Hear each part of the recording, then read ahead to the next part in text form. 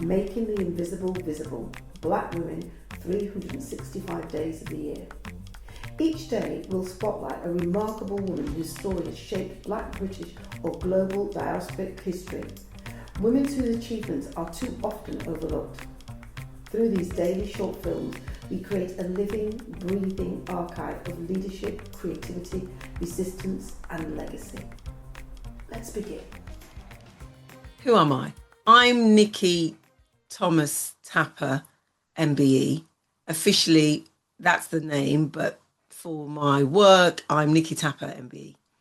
And I am a wife and mother first and foremost, but professionally, I'd say that I'm a radio presenter, former local radio presenter for BBC.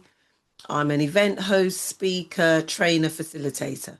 I think what I bring in terms of energy has just been a love for what I do, in particular, the training facilitating work. I was a teacher, senior teacher, left teaching around 7-8 years ago. But I think the energy and the love I have for younger people, for them to fulfill their potential, brings me a lot of joy, brings me a lot of energy. In terms of my role when I'm speaking or hosting an event, I love to make the audience feel as though they are being seen and they are welcomed, and that we really appreciate them being in the space where, whatever it is that they've attended. And so I think that love for living, the energy that I bring, the energy for people, and to see their potential come to the forefront is really key in what I'd say I bring. My day-to-day work, I'd say, is interesting, tricky, sometimes rather daunting, because I'm choosing, and I have chosen to work for myself, but I realise actually I am more a team player. So I love to be booked to do work within one part of the BBC called BBC Academy, Early Careers and Digital Skills, because I am part of a team. And I feel that I bounce well off others when their energy is in the room, or I'm good at least at encouraging them to not see a situation or a circumstance as truly negative, and that we can overcome particular positions or particular situations together. And so that's one side of what I love to do. And it's creating the opportunities for that to take place. So making the phone calls, sending the emails, speaking to people. I think I do a lot of speaking, a lot of speculating to accumulate in terms of my everyday work. And so I think that's really important, that thankfully I have the position rather, to work for myself. But I do believe really I love to work around others and bring others to help formulate my ideas, what I like to do and what I can bring when I'm doing something.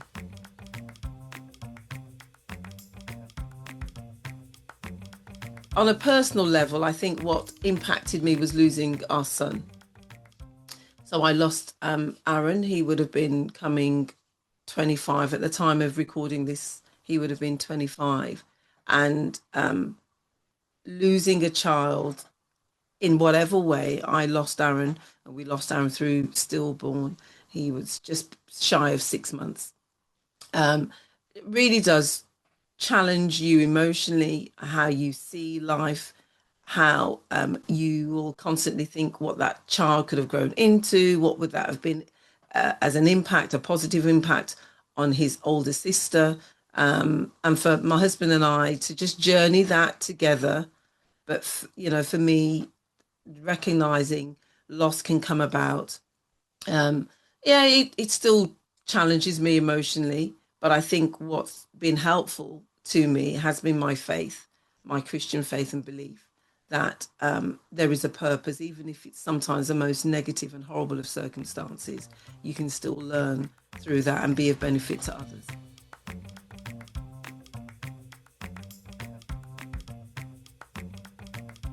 Something about me that you wouldn't know is that I love the soap opera Home and Away.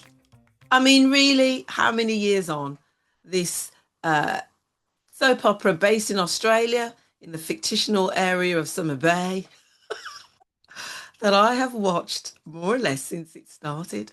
And I think I enjoy watching it because they are people who have slightly different culture to me.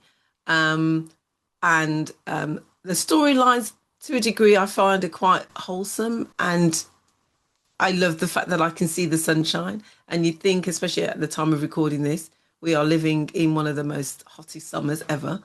But there's something about seeing home away, in particular in the winter months, that brings me a bit of light. And yeah, I just like the triviality of it, I suppose.